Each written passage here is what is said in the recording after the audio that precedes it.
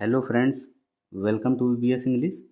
और आज हम बात करेंगे सिंपल फ्यूचर टेंस के निगेटिव सेंटेंसेज की।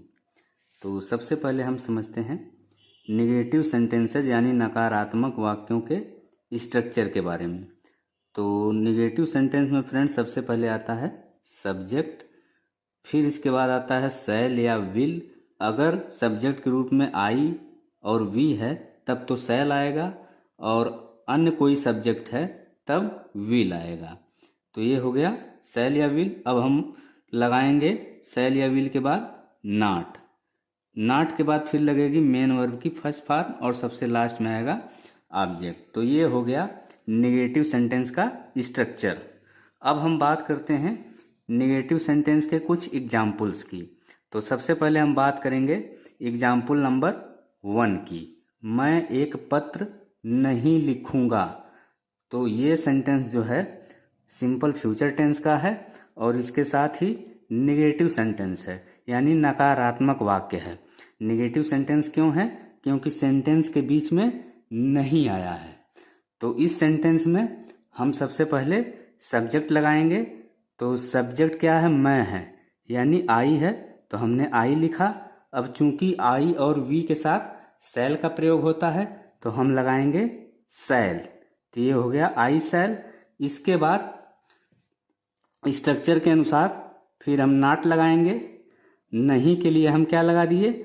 नॉट लगा दिए। तो ये हो गया आई शैल नॉट। अब हम मेन वर्ब देखेंगे।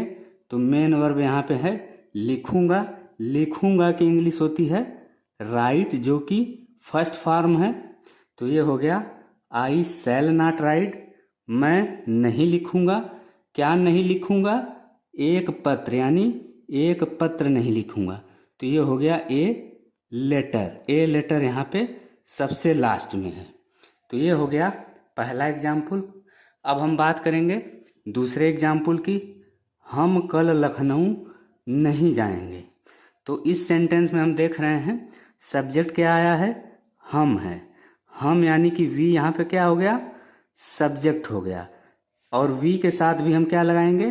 शैल लगाएंगे। शैल के तुरंत बाद हम क्या लगाएंगे? नॉट लगाएंगे। नॉट क्यों लगाएंगे? क्योंकि यहाँ पे सेंटेंस में नहीं आया है। तो ये हो गया वी शैल नॉट। अब हम मेन वर्ब देखेंगे। मेन वर्ब यहाँ पे है जाएंगे। जाएंगे की इंग्लिश गो होती है, जो कि फर्स्ट फॉर्म है। तो ये हो गया वी शैल नॉट गो। हम नहीं जाएंगे। कहाँ नहीं जाएंगे? लखनऊ, टू लखनऊ। तो लखनऊ के पहले हम क्या लगाएंगे? प्रीपोजिशन टू का प्रयोग करेंगे। कब नहीं लखनऊ जाएंगे? कल, यानी कि आने वाले कल में हम लखनऊ नहीं जाएंगे। तो ये हो गया टुमारो। आने वाले कल की इंग्लिश क्या होती है? टुमारो। तो जब भी सेंटेंस में टुमारो हो तो हमें तुरंत समझ जाना चाहिए कि हमारा सेंटेंस जो है ये फ्यूचर टेंस का है। अब हम बात करेंगे एग्जाम्पल नंबर 3 की। तुम पुस्तक नहीं पढ़ोगे। तो यहाँ पे सब्जेक्ट के रूप में तुम है, यानी यू है। तो सबसे पहले हम यू लिखेंगे। तो यू के साथ क्या लगेगा? विल लगेगा। विल लग गया, फिर नॉट लगाएंगे। इसके बाद मेन वर्ब देखेंगे। मेन वर्ब यहाँ पे पढ़ोगे है।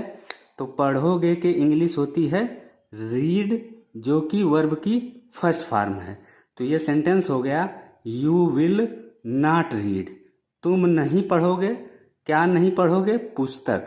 You will not read the book. The book यहाँ पे सबसे लास्ट में आया।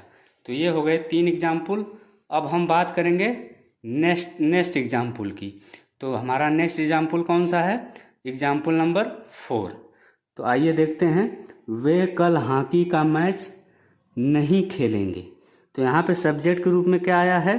वे, यानी कि दे। दे यहाँ पे प्लूरल नंबर सब्जेक्ट है।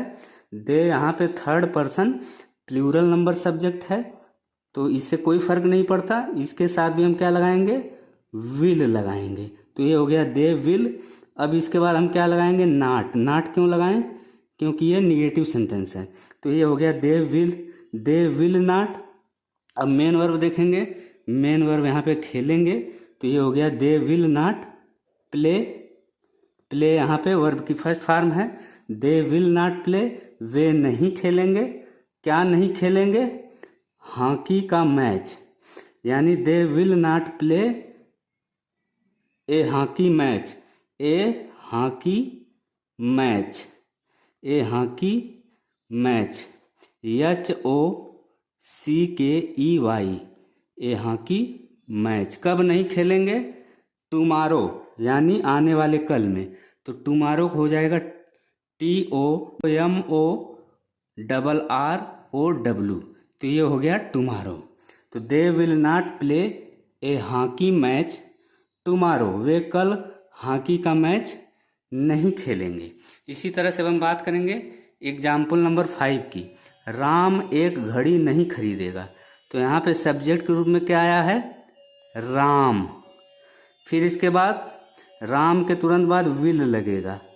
राम जबकि क्या है? सिंगुलर नंबर सब्जेक्ट है और इसके साथ ही प्रॉपर नाउन है।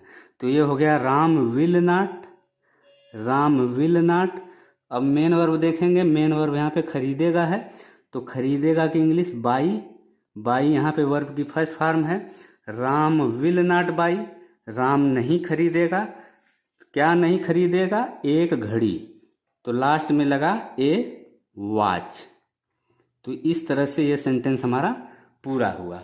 अब हम बात करेंगे किसकी? एग्जाम्पल नंबर 6 की। वह ट्रेन से दिल्ली नहीं जाएगी, तो यहाँ पे लास्ट में जाएगी आया है, जिससे स्पष्ट हो रहा है कि हमारा सब्जेक्ट जो है सी है। तो ये हो गया सी।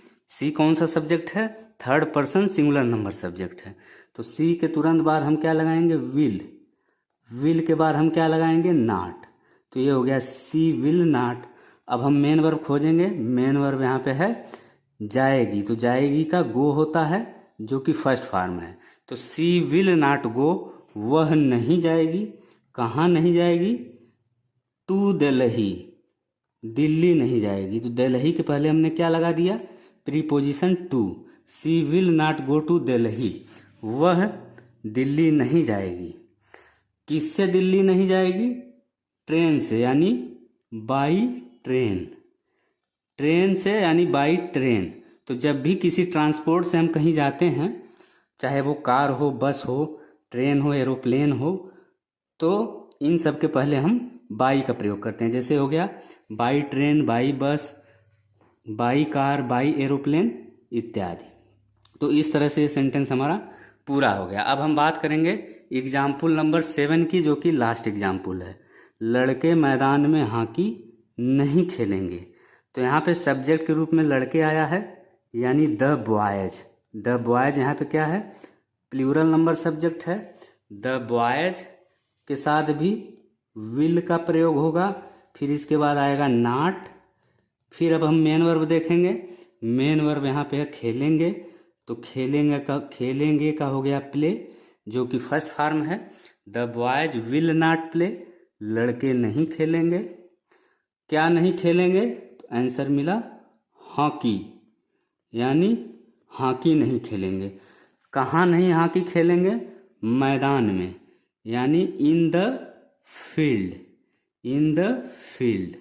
तो इस तरह से हमारा सेंटेंस ये पूरा हो गया। तो फ्रेंड्स, ये था आज का वीडियो। अगर वीडियो आपको अच्छा लगे तो वीडियो को लाइक करें, शेयर करें, साथ ही चैनल सब्सक्राइब करना न भूलें।